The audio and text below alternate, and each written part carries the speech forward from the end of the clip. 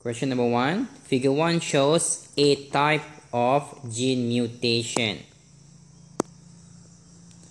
So first check dulu normal DNA dengan abnormal DNA. So identify the difference. So tengok base sequence ni ada perbezaan dekat CTT jadi CAT. Okay, lepas tu nampak daripada glutamic acid GLU tukar kepada valine VAL. So asalkan GLU tukar VAL, so dua kodon ni kamu kena hafal, mesti berkaitan dengan sickle cell anemia.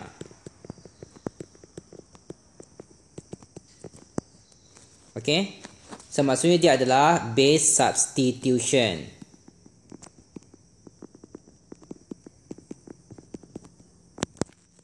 So untuk beberapa jenis mutation, awak kena hafal apa dia punya disease dan apa yang berubah. So the first yang awak kena ingat adalah untuk base substitution, example disease ataupun disorder, genetic disorder associated with base substitution adalah sickle cell anemia. Dan untuk sickle cell anemia mesti tukar daripada glutamic tukar kepada valine. So ini awak kena hafal. Okay. So question A, state the type of gene mutation. So kalau type of gene mutation adalah base substitution. So itu answer for 1A. So 1B, name the genetic disorder. So base substitution macam saya kata tadi, ada satu disorder yang kau nak hafal iaitu sickle cell anemia. So jawapan dia adalah sickle cell anemia for B1. So next, describe the symptom for the affected person. So dia punya simptom awak kena cari dekat internet. So awak kena hafal beberapa simptom untuk sickle cell. For example, fatigue. Maksudnya orang tu cepat penat. Kenapa cepat penat? Sebab dia kurang oksigen. Second, ada swelling of hand and feet. Okay, so kaki dan tangan orang yang ada sickle cell anemia ni selalu kembang, swelling. So jangan confuse sickle cell anemia dengan anemia. Tak sama. So jangan Google anemia. Google sickle cell anemia. Simptom dia berbeza. Next. So ni yang ramai salah. Soalan kata with aid of a diagram. Show what happened. So awak kena tunjukkan yang ini dengan menggunakan diagram. So tak perlu explain guna ayat. Explain menggunakan diagram. So sila lukis diagram. Apa yang disuruh awak lukis. Dia kata a female gamete with no chromosome. Satu gamete yang tak ada kromosom. Lepas tu fertilize dengan satu gamete yang normal. So, sila lukis apa yang soalan ni minta. Okay. Tapi walaupun soalan tu kata start daripada gamete. So, mana boleh tiba-tiba datang gamete. So, chapter 4 dulu. Ingat. Start dengan parental dahulu baru gamete baru F1. So, kalau ada gamete mestilah ada dia punya parent. So, dia kata one of the female gamete adalah tak ada kromosom. So, lukis dulu gamete yang female ni. Okay, soalan ni cakap male. Ada satu male, ada satu female gametes. So maksudnya, bila dia guna perkataan male dan juga perkataan female gametes, awak kena lukis sel tersebut dan label di dalamnya sama ada X kromosom ataupun Y kromosom. So itu maksudnya. Ingat, non-disjunction boleh berlaku dekat autosom ataupun X ataupun Y kromosom, sex kromosom. Okay, so in this case dia kata female gametes no chromosome. So kalau female mestilah ada X kromosom sahaja. So kalau satu gamete female tu tak ada kromosom, so dia adalah N-1. So maksudnya satu lagi, dia ada gametes mesti ada extra satu. So N+1. So mana boleh lukis satu N-1 tapi tak lukis N+1. Dia mesti ada.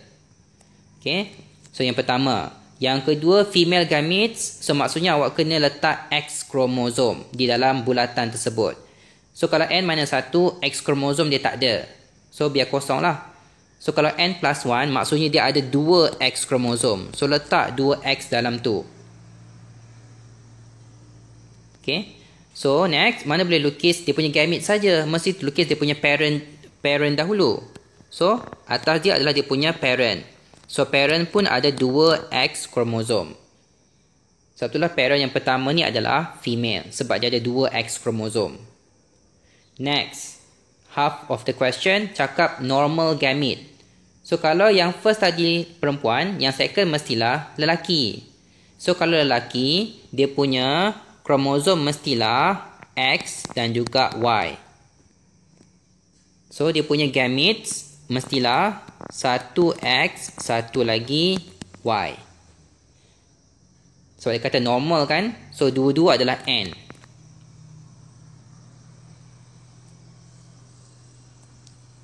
Okay. So next, sambung. Soalan kata female gametes with no chromosome fertilized by a normal gamete.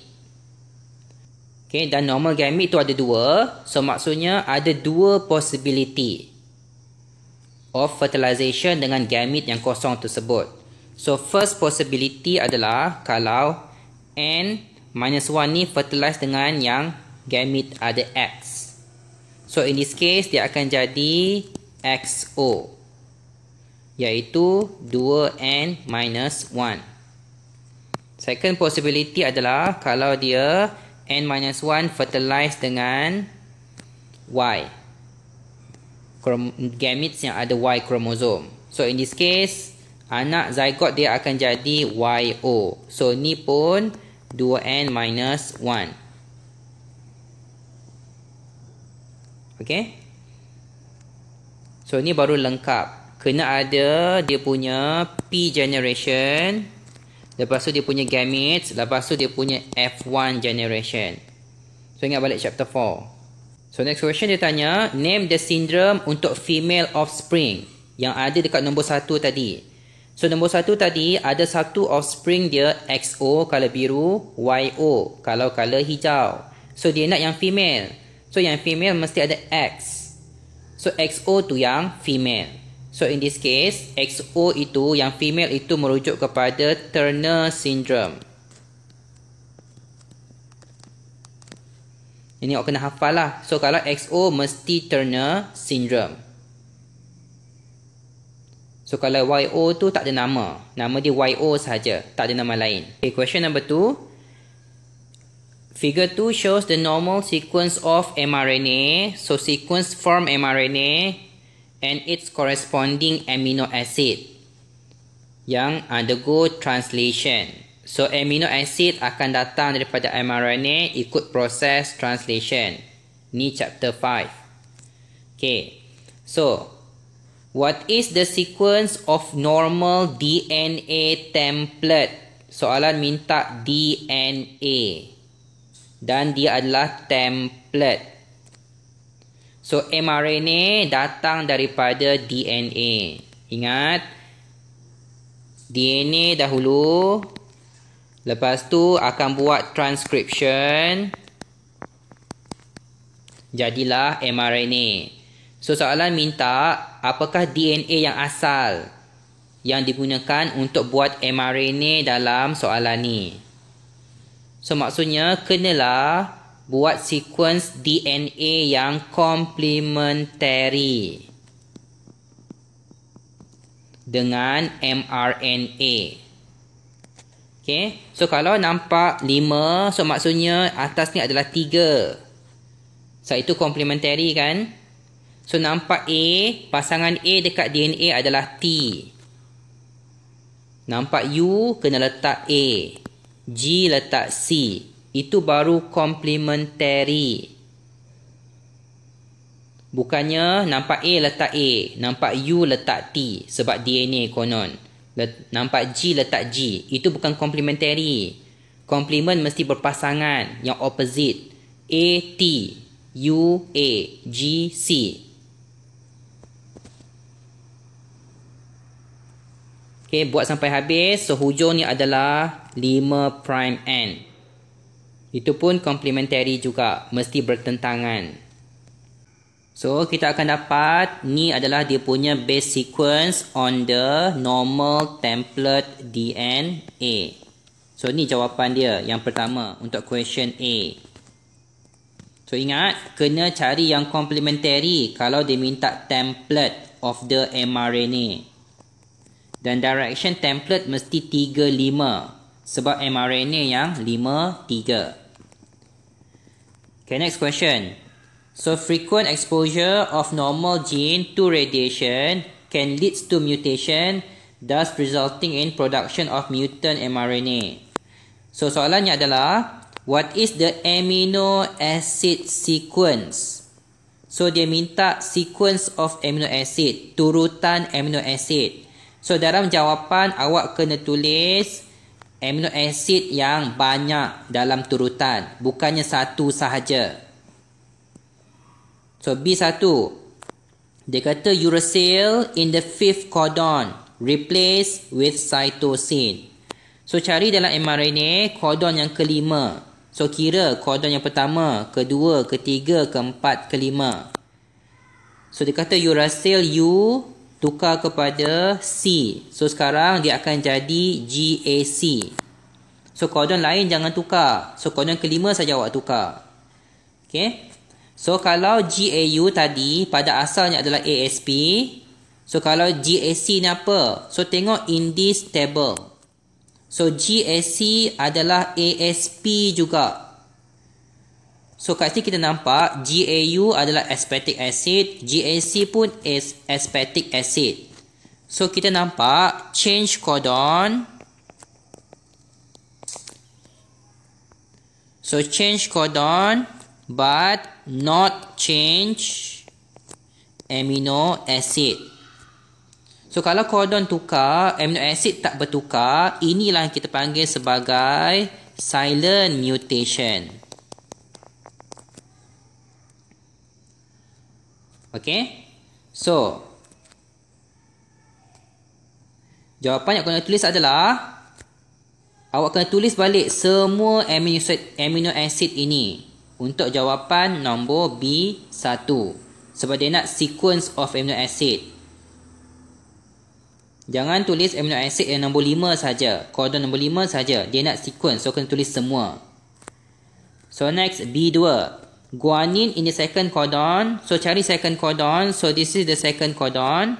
Dia kata guanine itu deleted. So, delete guanine ni. So, itu yang soalan nak. So, next dia kata, what happened? Apakah amino acid sequence kalau dalam codon nombor 2, guanine itu deleted? So, kat sini kita nampak effect yang kita panggil sebagai frame shift. So, kenapa frame shift? So, tengok. Codon pertama tadi adalah AUG. So, ini codon yang pertama. So, codon yang kedua, G dah tak ada. So, sekarang ada 2 sahaja, AA. So, AA tak cukup 3. So, dia tak boleh panggil sebagai codon. So, kita kena cukupkan 3 juga. So, dia akan ambil A daripada codon yang ketiga. So, sekarang, second codon akan jadi AAA. Sama juga, the next codon pun tak cukup satu lagi. So, dia ambil yang nombor 3, yang nombor 4 punya base. So, dia akan jadi AAC. So, repeat. AAG. Next, AUC. So, the last ni tak cukup. So, kalau tak cukup, abaikan. Okay, so sekarang awak kena cari amino acid untuk codon yang baru ni. So, codon yang pertama tak bertukar. So, tetap AUG. So, kena cari amino acid untuk codon yang baru ni. So, AUG tadi methionine. So, tak tukar. Next, codon yang baru, AAA. So, cari dalam table ni, AAA is lysine. So, tulis. Next, AAC. So, AAC adalah ASN, asparagine. Tulis. Next.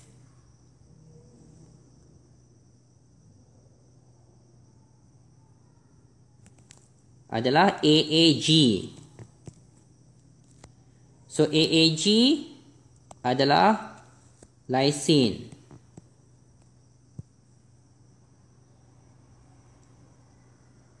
and then AUC. So AUC adalah isoleucine, ILE. So ni awak kena tulis untuk jawapan nombor 2 ni. Ingat kena tulis the whole amino acid sequence, bukan yang bertukar sahaja. Sebab soalan nak semua.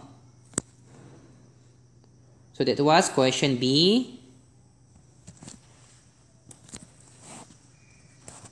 Next, state the type of mutation.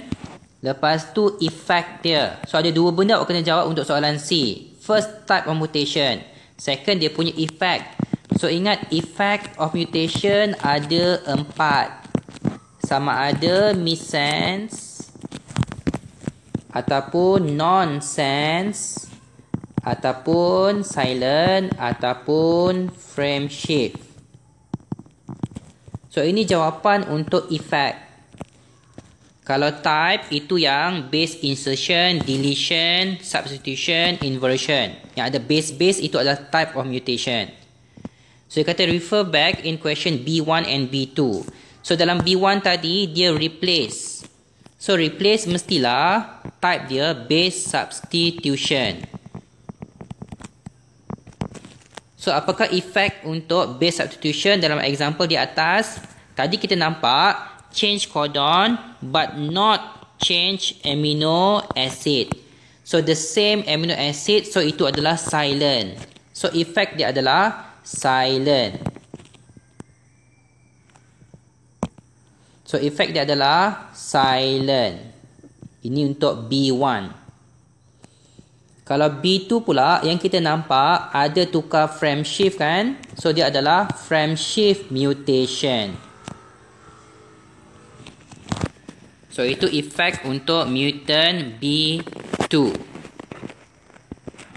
Next, 2 example of mutation. So kalau minta example, kena bagi example seperti UV, seperti gamma, seperti X-ray, seperti colchicine. So ini adalah example. Jangan jawab physical ataupun chemical. Itu bukan example. Itu adalah type. So kalau minta type of mutation, baru jawab physical dengan chemical. Sekarang dia minta example. So last question dekat nombor 2 ni adalah type mutation untuk sickle. Okay. So kalau sickle, type dia kamu hafal. Mesti base substitution. Jangan jawab salah satu kat sini pula. Ini adalah effect. Bukannya type of mutation. So jawapan adalah base substitution.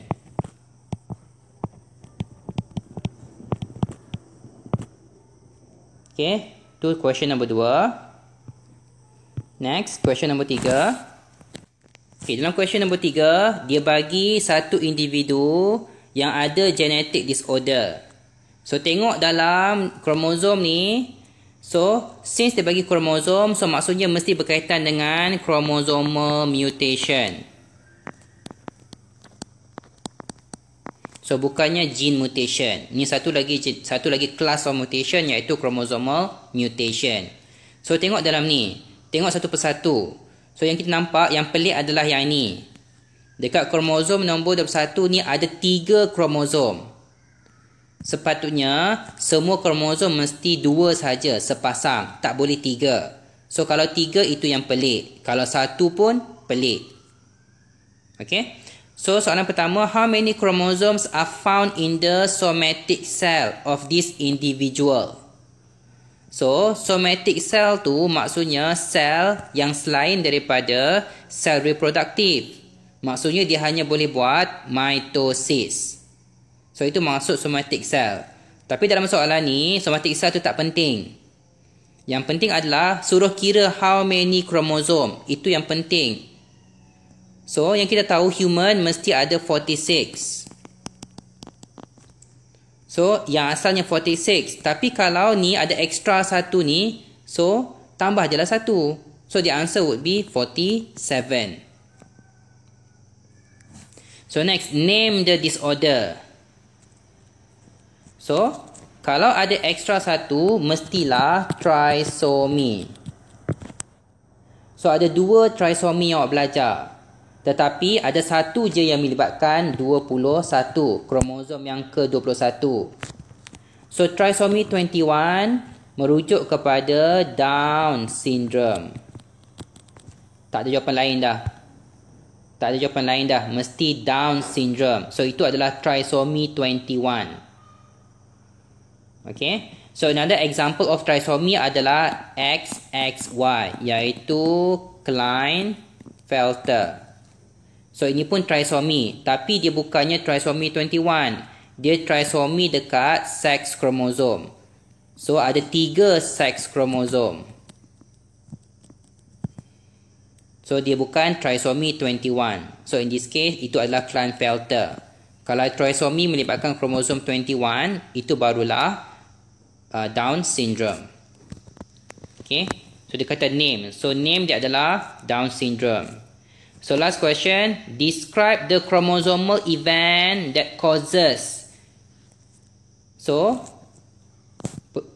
penyebab utama untuk chromosomal mutation ni hanyalah non-disjunction. So non-disjunction sahaja boleh menyebabkan seseorang itu kromosom dia bertambah ataupun berkurang. Hanya non-disjunction. So basically awak kena explain pasal non-disjunction. So first bagi tahu non-disjunction tu berlaku dekat kromosom berapa. So cakap non-disjunction at kromosom 21. Okay. So second bagi tahu apa kesannya. So produce gamete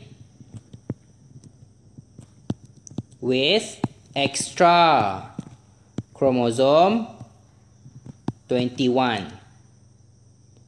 So itu jawapan yang kedua, iaitu merujuk kepada hasil daripada non-disjunction. So first answer tadi beritahu apa penyebab dia, iaitu non-disjunction at chromosome 21. Sebab kita bercakap pasal trisomy 21. So bila ada non-disjunction at chromosome 21, kesannya adalah produce gametes yang ada extra chromosome 21, iaitu N+1. So next bagi tahu macam mana dapatkan individual di atas. So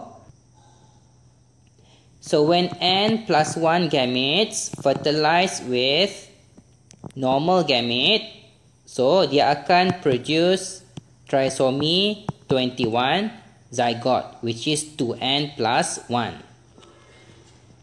So itu jawapan nombor 3.